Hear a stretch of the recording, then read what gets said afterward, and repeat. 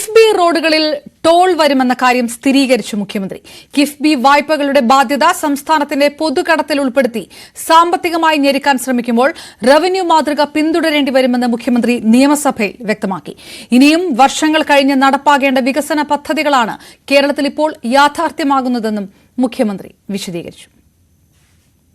KIIFB fund ഉപയോഗിച്ച് പുതുതായി നിർമ്മിക്കുന്ന റോഡുകൾക്കും പാലങ്ങൾക്കും ടോൾ വരുമെന്ന് വ്യക്തമാക്കുന്നതായിരുന്നു മുഖ്യമന്ത്രിയുടെ വാക്കുകൾ. യൂസർ ഫീ ഈടാക്കുന്ന സാഹചര്യത്തിൽ ആ യൂസർ ഫീയിൽ നിന്നും ലഭിക്കുന്ന വരുമാനം കൊണ്ട് തന്നെ കിഫ്ബിയുടെ ലോണുകൾ തിരിച്ചടക്കുന്നതിനുള്ള സാധ്യത തെളിയും. അതുവഴി സർക്കാരിൽ നിന്നുള്ള ഗ്രാന്റ് കാലക്രമേണ ഘട്ടം ഘട്ടമായി ഒഴിവാക്കാനുമാവും.